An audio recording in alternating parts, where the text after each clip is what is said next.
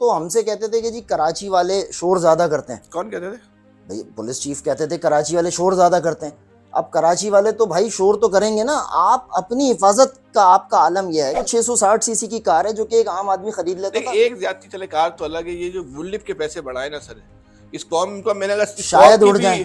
قوم کی بھی اگر بے حسی دیکھی. 1 مہینہ طالبان نے ریکی کی ہے اس کی.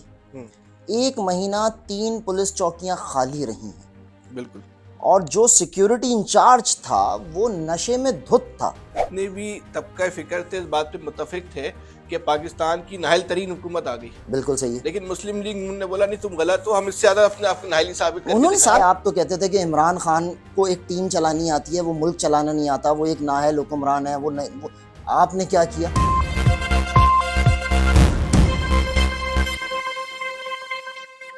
اعوذ باللہ من الشیطان الرجیم، بسم اللہ الرحمن الرحیم. آج ایک دفعہ پھر ہم ٹکر کے لوگوں کے ساتھ آپ کے سامنے جو ہے حاضر ہیں. آج ہمارا موضوع اس وقت یقیناً طور پہ آپ جاننا چاہ رہے ہوں گے کہ کراچی پولیس چیف کے دفتر میں جو کچھ ہوا، اس کے بیک گراؤنڈ میں اس کا پس منظر کیا ہے، اس کا پیش منظر کیا ہے، اس پہ بھی بات کریں گے.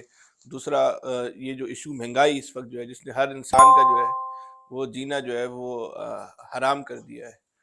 اور اگر کوئی ذاتی حیثیت میں کہتے ہیں ریاست تو ڈیفالٹ نہیں ہوئی، پتہ ریاست ہوئی یا نہیں، ہم تو بچپن سے اس کو ایسے ڈیفالٹ ریاست ہی دیکھتے ہوئے آ رہے ہیں جب سے ہماری پیدائش ہوئی. لیکن انسان برحال جو ہے ڈیفالٹ نہیں ہوا تھا. انسان بھی جو ہے، عام انسان بھی جو ہے وہ ڈیفالٹ ہو گیا ہے. تو یہ اپنی نوعیت کی جو ہے وہ انوکھی جو ہے صورتحال ہے اس وقت دنیا کے اندر. یہ جس طرح کا ماڈل پاکستان کا ہے شاید ہی کوئی ایسا دنیا میں کوئی ماڈل ہو.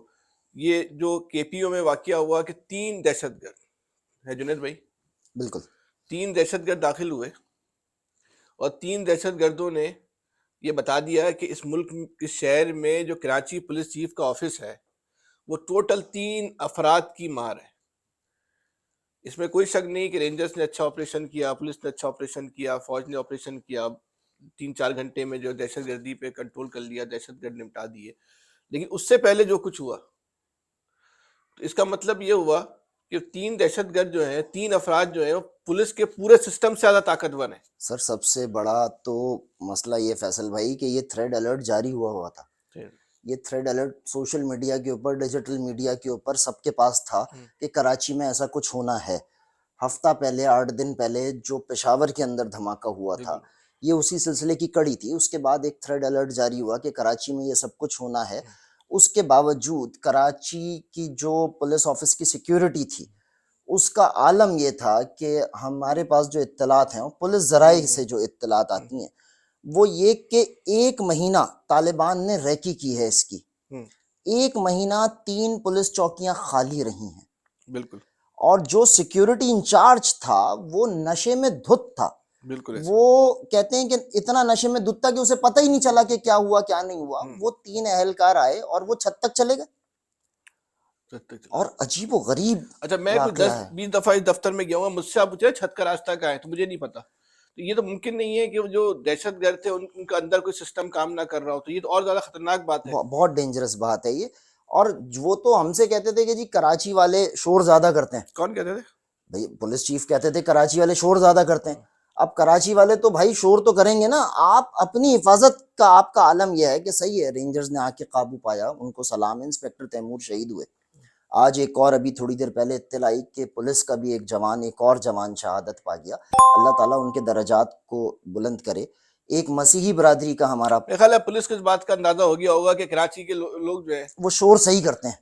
ابھی یہ کہنا قبل از وقت ہے کہ اندازہ ہوا ہے نہیں ہوا. ہو جانا چاہیے، لیکن وہ تو جانا چاہیے نا کہ بھائی شور واقعی شور کرتے ہیں اور صحیح کرتے ہیں.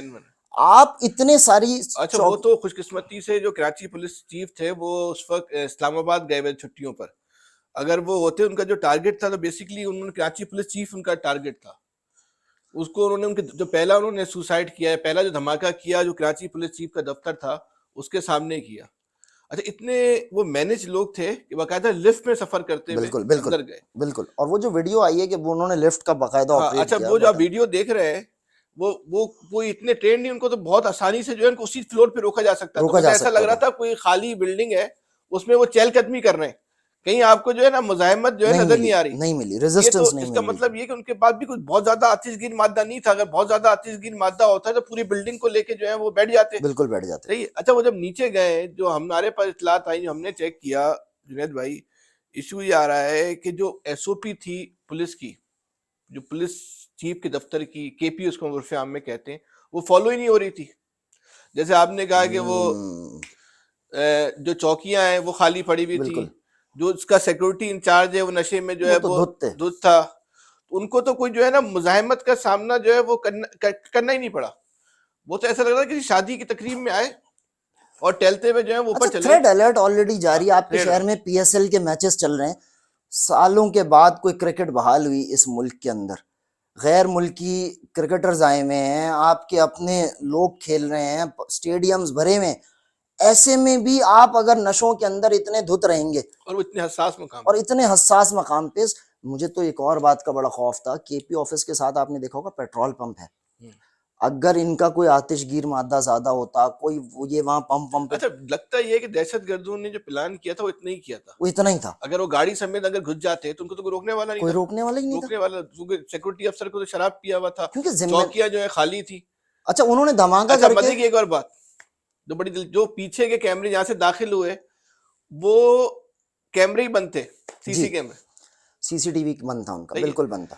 جو ریکی کر رہے ہیں تو ریکی وہ اپنے گھر سے تو نہیں کر رہے ہوں گے, اسی علاقے میں بیٹھ کے ریکی کر رہے ہوں گے نا. بالکل تو کر یہ رہا ان ہوں. کا کوئی سسٹم نہیں تھا جو چیک کر سکے کہ ایک آدمی ایک مہینے سے مستقل کیوں آ رہا ہے. نہیں ان کو فرصت نہیں تھی اصل میں, وہ کراچی کے دیگر جگہوں کے اوپر چیکنگ کر چل رہی تھی نا, تو انہوں نے کہا کے پی آفس کو چھوڑیں, وہ تو مجھے اور آپ کو تلاشیاں لیتے نا ہر چوک کے اوپر روک کے, عام آدمی کو روک اتنے کے اتنے مصروف ہیں وہ تو کہ ان کو تو سید فیصل حسین یا جنید رضا کی تلاشی لینے سے یا ہماری جو ہے فیملی کے ساتھ روک کے گاڑی کی تلاشی لینے سے ہی فرصت نہیں ہے, کیونکہ حالات اتنے خراب ہیں. انہوں نے کہا کے پی آفس کون آئے گا. بھائی ایسا نہیں ہوتا, ایسا نہیں ہوتا. اپنے فرائض کو اچھے طریقے سے نبھائیے. اس ریاست سے, اس ملک سے وفاداری کا پہلا تقاضا یہ ہے.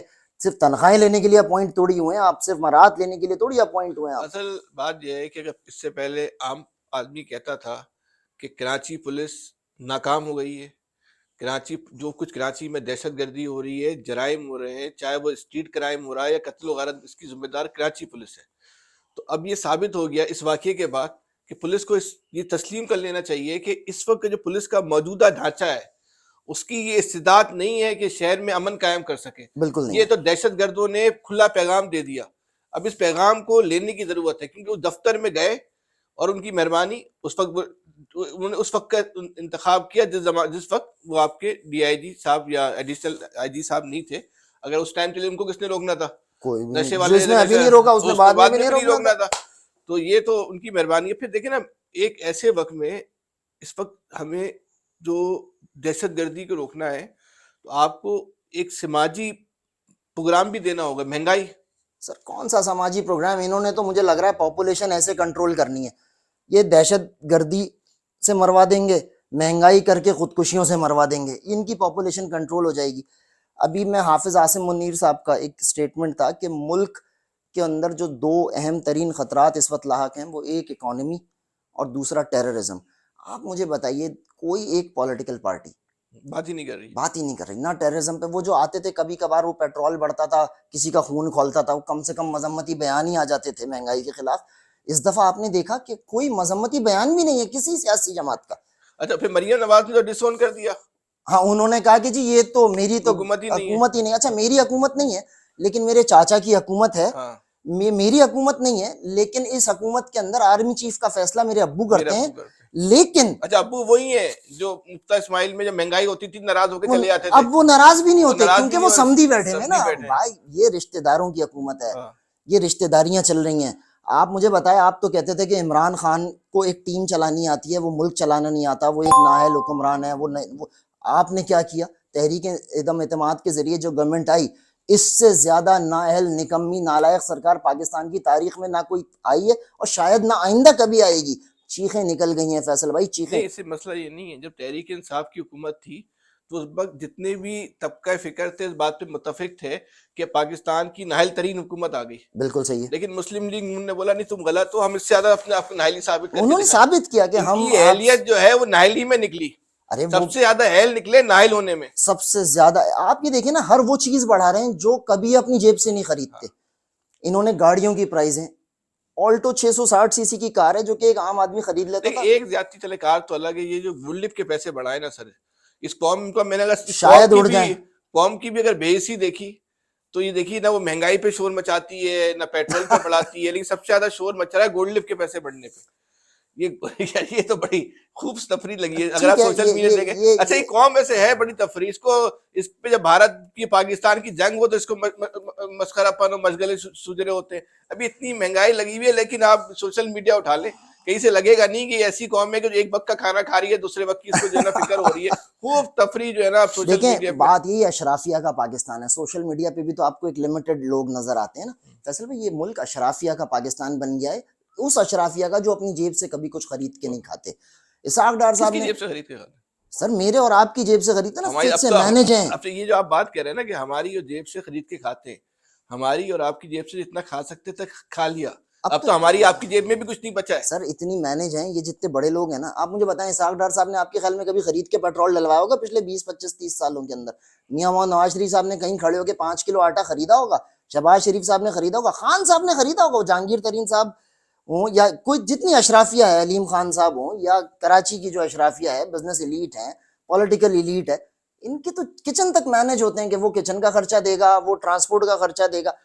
یہ تو ان کی تو کمائیاں جو ہیں وہ صرف ان کی سیونگز ہوتی ہیں، باہر بھیجنے کے لیے ہوتی صرف ہے. باہر کیسے بھیجیں؟ بچوں کی فیسیں باہر والے وہ بھی خیر مینج ہوتی ہیں، وہ کسی کے گلے وہ سب مینج ہوتی ہیں.